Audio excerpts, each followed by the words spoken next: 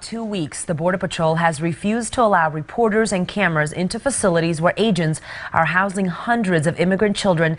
But today we finally got a look. The Border Patrol allowed only one video camera into holding centers in Nogales and in McAllen, Texas. It comes out as Border Patrol faces claims of bad conditions for the children. A large group of reporters was allowed to come into this facility in Nogales, but under strict ground rules as a condition for entry. No cameras, at least no cameras we control directly, no sound recordings of any sort, and no questions. What we saw does track what we saw in pictures taken in secret days before. Kids in chain link holding areas using foil blankets. But now we have context and explanation. Agents say the foil blankets, for instance, reduce the chance of allergic reactions.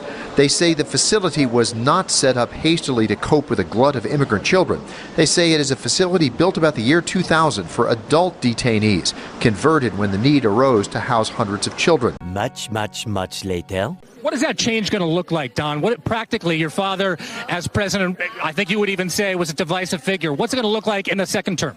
I don't think he was a divisive figure at all. I think the media created divisiveness around him. They lied about Russia collusion. They said he was a traitor. They went after him in every which way possible. If the media actually starts being an honest broker, talking about the things that he did, the prosperity he brought, the peace deals that he signed around the world, rather than the disaster that we're living right now, I think you'd do everyone in the country a big favor. I know immigration's important to him. I covered the family separation crisis closely. Will we continue to see policies like separating 5,000 children deliberately from their parents? You mean the Obama administration? You know they didn't do that, sir. Okay, sure. Will there be a second family separation policy? It's MSDNC, so I expect nothing less from you clowns. Even today, even 48 hours later, you couldn't wait. You couldn't wait with your lies and with your nonsense. So just get out of here.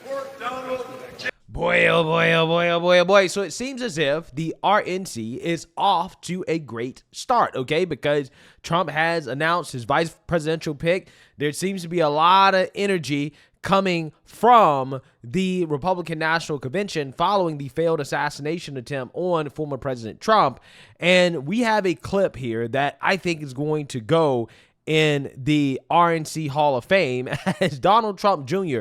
was confronted by MSDNC with lies about the Trump administration. As you guys saw at the beginning of this video, that MSDNC reporter was confronting Trump Jr. on Trump being so divisive, and Trump Jr. told the truth to the mainstream liberal media, which is that it's not Trump that is divisive. It is actually the mainstream liberal media with their lies about Trump. And lo and behold, this MSDNC reporter lies in this interaction with Donald Trump Jr. by essentially claiming that it wasn't Obama who was separating kids and putting them in cages during his administration. That only happened under Trump, right? Which again, Trump Jr. bringing that point up kind of explains, again, why there's so much hate and division that's coming from the mainstream liberal media, is because they were concerned about something that they claim was happening under Trump, but they were silent about it when it was happening under Obama. And Obama's actually one that started this policy that,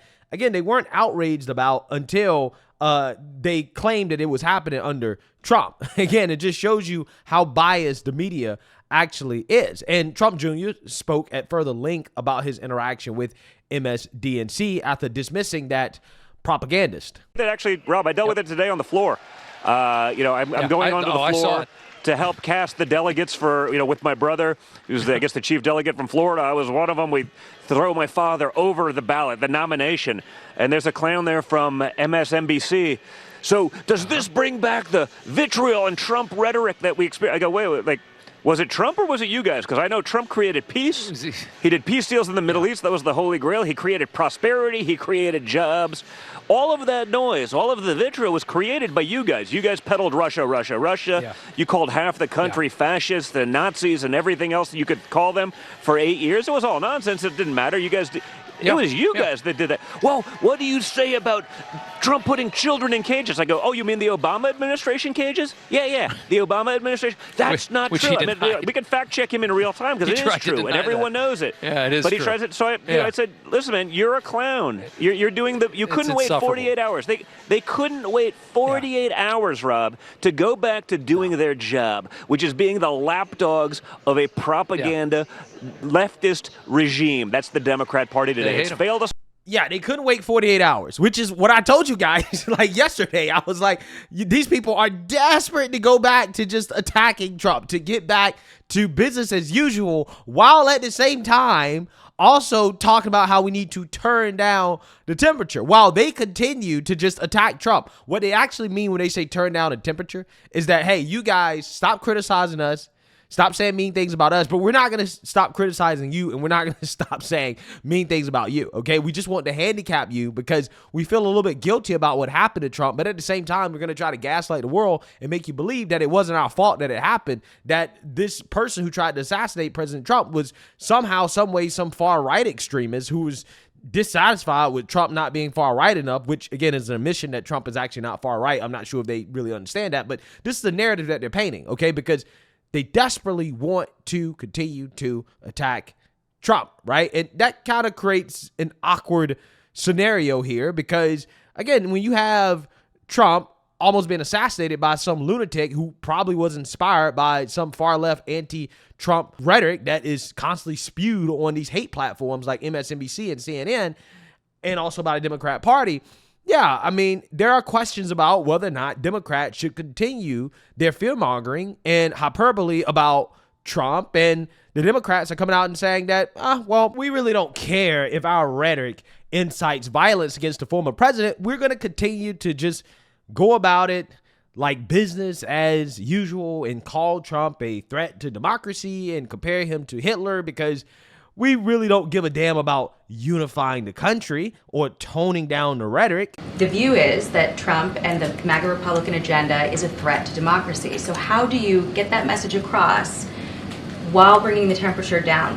How is that phrasing going to be replaced? Is it going to be replaced? Well, look, what I can say is this. We have our differences, and it's okay to have our differences. And it is okay to speak to someone's record, to speak to someone's character. That is the difference of, that is important to be able to do, to show, right, what the American people, what you're all about. We're just going to continue to denounce violence. It is important to do that, forcefully be against violence. Political violence has no place in America. It should not be. It does not have a place here. The president's going to continue to be very, very forceful about that. But we have a difference of agenda. That is the truth. Yeah, so again, they're not turning down the temperature. I mean, they can't even admit that they were wrong, okay? And that their rhetoric actually contributed to what happened to Trump and also all the political violence that we've seen in this country over the past 8 years. Again, a vast majority of it being far-left extremists losing their minds when they don't get their way, okay? And they lost their minds on Republicans. They've lost their minds on Democrats. The left-wing extremists have committed acts of domestic terrorism that have negatively affected both parties. But again, the Democrats are afraid of their extremists, so therefore they refuse to acknowledge the problem or that maybe, just maybe, their rhetoric is contributing to the elevation and escalation of division in this country. Like, for example, Joe Biden spoke last night about the division in this country in toning down the temperature, and he just refuses to take any type of responsibility for the country being so divisive. I want to speak to you tonight about the need for us to lower the temperature in our politics. And to remember, while we may disagree, we are not enemies. We're neighbors, we're friends, co-workers, citizens, and most importantly, we're our fellow Americans. Yesterday's shooting at Donald Trump's rally in Pennsylvania calls on all of us to take a step back. Take stock of where we are, how we go forward from here. Thankfully, former Trump is not seriously injured. I spoke with him last night. I'm grateful. He's doing well, and Jill and I keep him and his family in our prayers. I think he got the platitudes right. Here's where I thought it was lacking. He said the political rhetoric's gotten too hot, and we got to cool it down. And what I wanted him to say was, and you know what that means to me too. Donald Trump is a genuine threat to this nation. He's a threat to our freedom. He's a threat to our democracy. He's literally a threat to everything America stands for. And a few days later, it's time to put Donald Trump in the bullseye. Yep. Now, if the President of the United States had said, I bear some responsibility here, and I'm going to do my part, this would have been a home run. He didn't do that. Instead, he spread it all around, which I guess is as far as he's willing to go. But let me tell you how Republicans are going to take that. They're going to take that as a president who has repeatedly said, I want to heal the soul of the nation, and the buck stops here, but with an unwillingness to acknowledge some of the things that he has said to bring us to a place that he says we're in. Well, so I'm not, look, let me stipulate two things. I'm praying for Joe Biden. I have been since the debate. We got to do better. And I'm praying for this country because what happened to Donald Trump was an assault on our democracy, and we should all be mad as Americans because that's what happened. But I need the president to take some responsibility. Can I ask you a question, though? Yes. Like I feel your passion, and you are restrained compared to the feelings of a lot of people in your party who are very hurt and very mad. I think on our side, though, the passion should also go to Donald Trump. If you want to go through all the mean, terrible stuff he said, there's not the day to go through it. It's a pretty big pile of shit. I'd like to respond to that. Okay, because, please do. But because you're right. Mm-hmm. And this week is the greatest opportunity for a modern presidential candidate since 9/11, for a president or a presidential candidate to unite this country and put us in a better place. What are Donald the chances Trump, that's going to happen? I don't know. I hope good. But Donald Trump has the leverage. He has the capital. He has our attention. And he has the moment.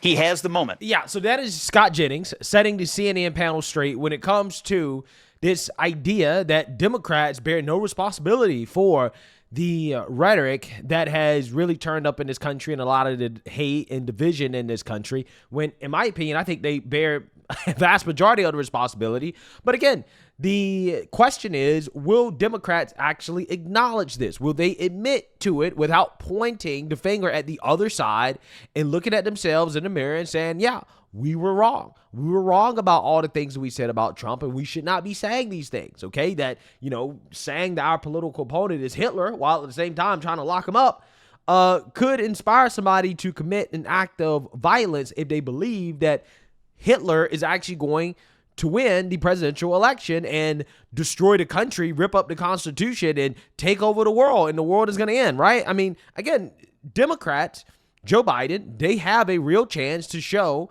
that they want to unite the country. However, it is clear and obvious to me that they don't, because Joe Biden had an opportunity to take some personal responsibility and accountability for his rhetoric. And of course, he chose not to do it and to say, but Trump. Well, let's talk about the conversation this has started, and it's really about language, what we say out loud and the consequences of those. You called your opponent an existential threat on a call a week ago. You said it's time to put Trump in the bullseye.